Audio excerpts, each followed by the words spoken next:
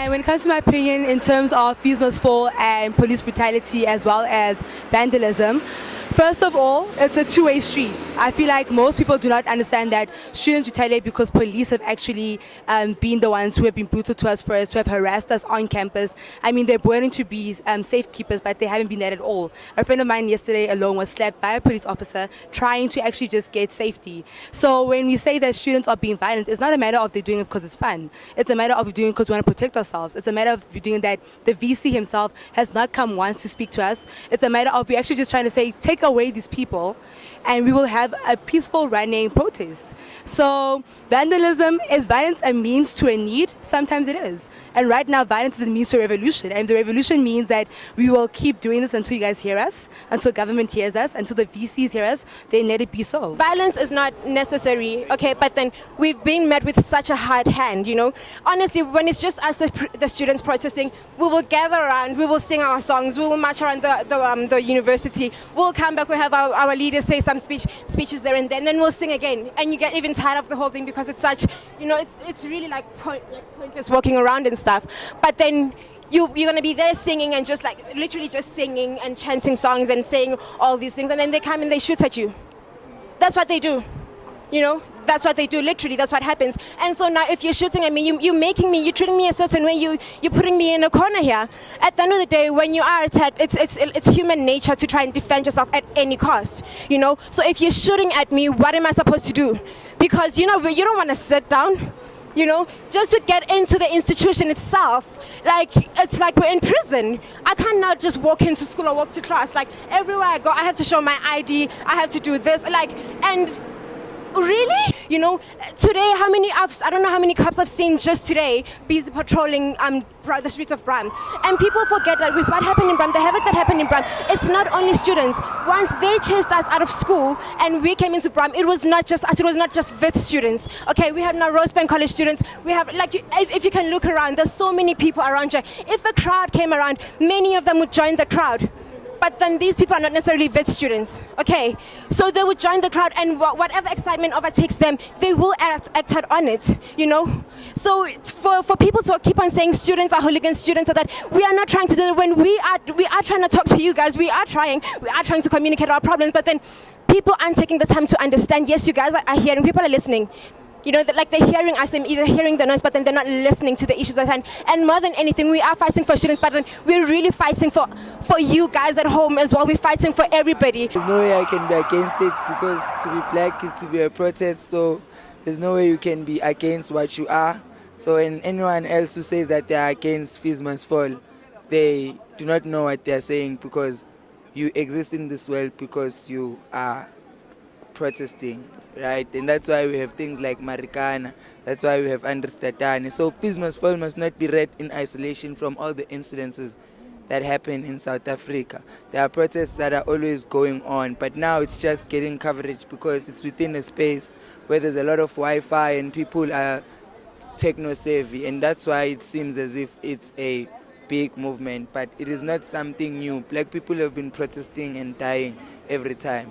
And immediately when we begin to see ourselves as more than students, but as black people, then we're going to realize that fees must fall is an everyday, or not everyday, but a general reality of a black South African. I think the university is more violent to us, and the violence that the university imposes on us, although it's not physical, but I think it is as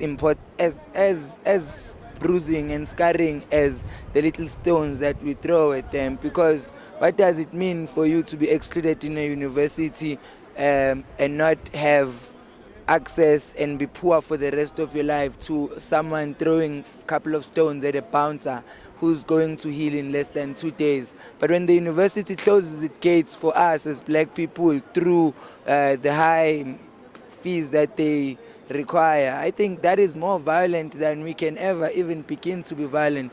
So people who want to speak about the violence or what seems like violence there as something that is bad, as if we are not responding to what the university is doing to us, is a bit myopic. Well, in terms of the violence, right, according to what happened in Bram, the events that occurred in Bramfontein, I don't think that those are students. I feel like they are third forces, different people pushing their different agendas. Because burning a bus that has nothing to do with Wits, that's private property. That's someone's hard work right there. I mean, going into Puma store and destroying and stealing stuff from Puma store, that's not the Fees Must Fall movement. I feel like the media, by stating that it's Wits students, is misleading people. It's painting Wits students black. You're basically painting as black. Yeah, it's not really part of our movement. Get what I'm saying? Fees Must Fall is students against the state, students against universities. It's not students against Puma store. It's not students against private buses.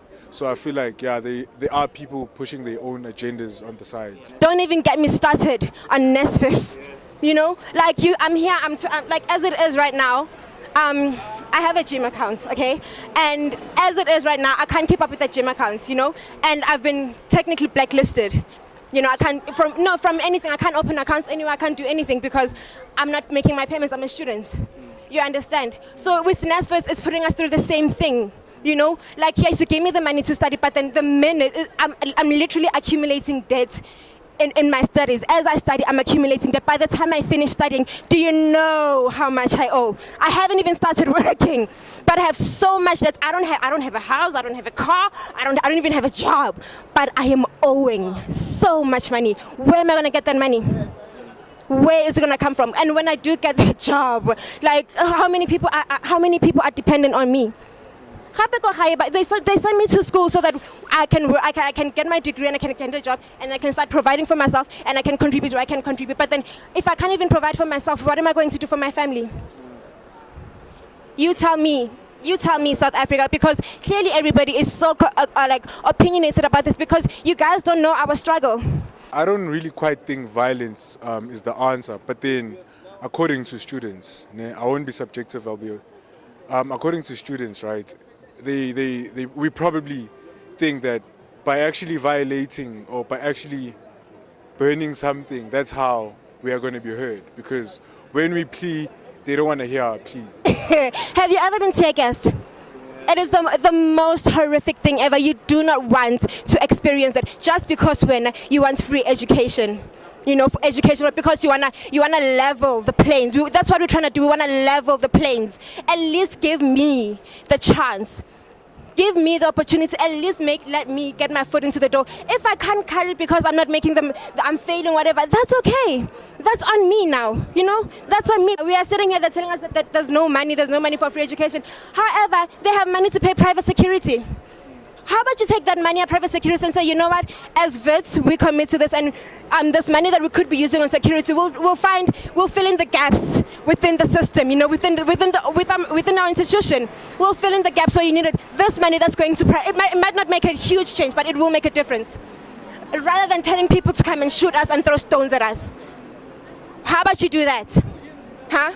How about you do that? We're sitting here, there's 3 government departments owing the city of Johannesburg. For basic services. Like, these are government departments, these are people who are supposed to be leading us, who are supposed to be looking after us. They themselves are not living up to the rule of law. And then you're gonna call us the criminals, you're gonna call us the hooligans? Really? Really? Don't you think had they been paying back that money could be put somewhere with good use? Hey, maybe we could establish a fund for something. You know?